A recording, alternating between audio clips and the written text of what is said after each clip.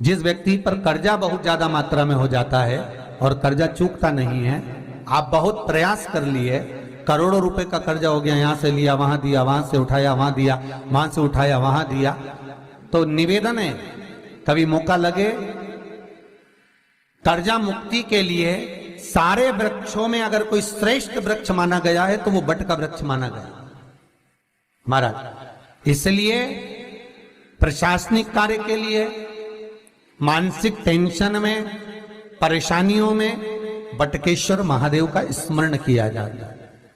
और यदि निवेदन करूंगा बहुत ज्यादा, यदि आपको कर्जा हो गया है, बहुत ज्यादा कर्जा हो गया और वो कर्जा चूक ही नहीं रहा, तो थोड़े दिन बड़ के पेड़ के नीचे आप बटकेश्वर महादेव के लिए 1 लोटा पानी, उसमें थोड़ा सा पिसा हुआ चावल पीस के गला लेना चावल को और पीस लेना, पीस के उस पानी में मिला लेना और मिलाकर उसमें थोड़ी सी हल्दी पिसी हुई डालकर बटकेश्वर महादेव के नाम से बड़ के पेड़ के नीचे अपनी कामना कर कर जो कर्जा हुआ है उस कर्जे का भान देते हुए, स्मरण देते हुए छोड़ दीजिए। महाराज 2 या 3 सोमवार एक ही जगह पर करना, 3 सोमवार बाद वहीं से बड़ के पेड़ की थोड़ी सी जड़ उठा लाना और उस जड़ को एक कोई धागे में बांधकर या तो अपनी गले में डाल लो या अपनी जेब में पटक लो, उसको थोड़े दिन पटक कर रखना, लगभग 2 से 3 महीना पटक कर रखो। वो जड़ जैसे बड़ का पेड़ विस्तार होता है, पानी गिरे ना गिरे, जल वृष्टि हो ना हो, गर्मी पड़े ना पड़े, उसको कोई फर्क नहीं पड़ता, बड़ का वृक्ष आप रूप फैलता जाता, उसकी जड़ें अपने आप प्रबल होती है। उसी तरह ये बटकेश्वर महादेव कहीं से भी अगर जड़ आपके पास में रखी है 1 महीना, 2 महीना, 3 महीना तक, तो ये जड़ अपने आप लक्ष्मी को पकड़कर खींच कर लाती है और कर्जे से मुक्त कर दे। बटकेश्वर महादेव का स्मरण सुख का देना हो।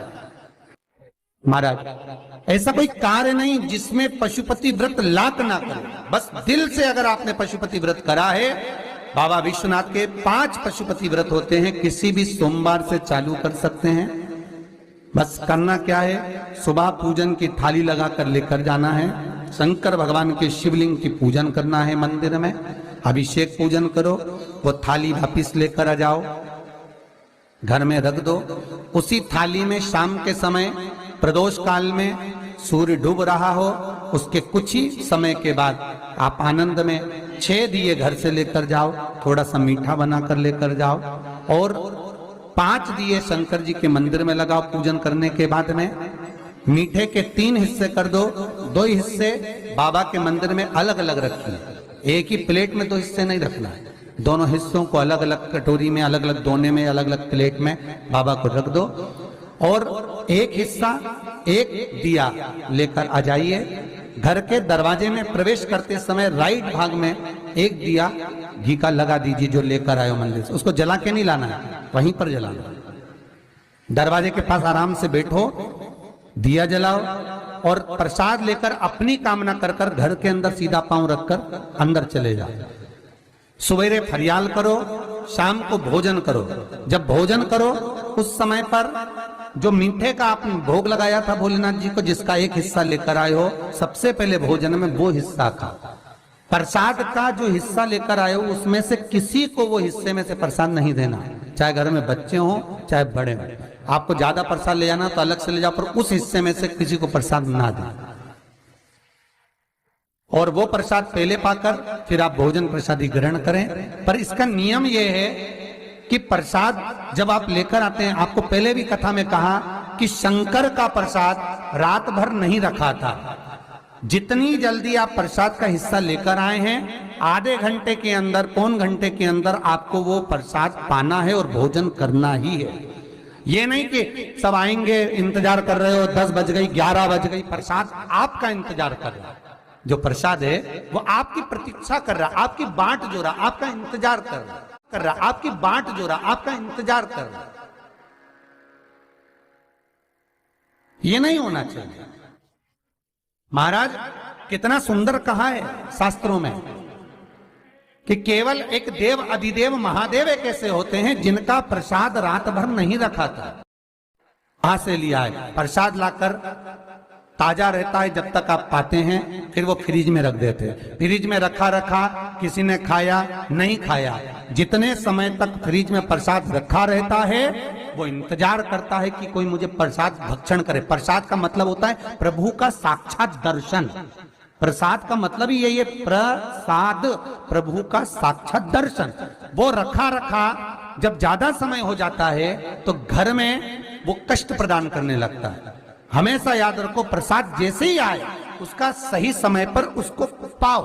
रखे हुए प्रसाद पड़ा हुआ है, फ्रिज में रखा हुआ है, बेटा खाएगा, बहू खाएगा, ये खाएगा, वो खाएगा, फिर धीरे धीरे वो बद्दुआ देना प्रारंभ कर देता है, जिससे घर में बड़ी बीमारी फैलने लगती है, बड़ा रोग आने लगता है। तो लोग सोचते हैं हमारे घर में ना तो हम कोई नशा करते हैं, ना हम कोई चीज खाते हैं, ना हम बाजार का खाते हैं, फिर रोग कहां से आता, फिर बीमारी कहां से आती? अर्थात वो बद्दुआ देता है।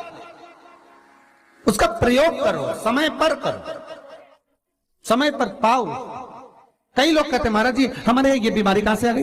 जरा पत्रिका में तो कोई बीमारी ही नहीं दिख रही। हमने तो सबसे पूछा ये बीमारी का योग ही नहीं है, फिर बीमारी कहां से आई? ना तो हम कोई व्यसन करते हैं, ना कोई मद्रापान करते हैं, ना कोई मांसाहार, फिर ये बीमारी कहां? उसका कारण है कि तुम उस प्रसाद का लाकर महीनों तक पड़ा हुआ इंतजार कर रहे हो, खाएंगे खाएंगे, आखिरी में फिर वो काम वाली को दे दिया। काम वाली इतनी चतुर आज के जमाने की, बासी माल खाएंगे, अटक गई। कौन का पड़ा? वो बद्दुआ।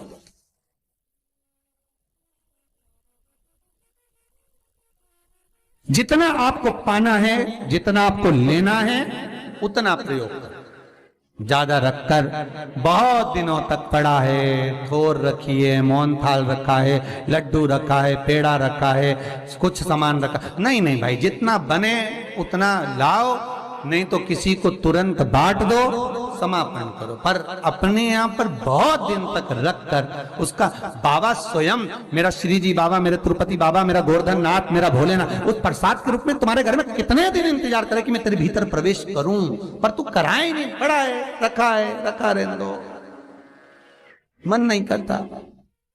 शक्तियों जैसा कर्म मत करो जिससे हमें कष्ट की। कई लोग कहते हैं हमने पशुपति व्रत करा, हमारा बहुत काम हुआ। कई लोग कहते हैं हमने करा पर हमको अभी तक उसका कारण है कि तुम बहुत देर तक प्रसाद को इंतजार करा रहे हो। तो बाबा भी आपको इंतजार करा रहा है, मेरा विश्वनाथ भी इंतजार कर रहा है।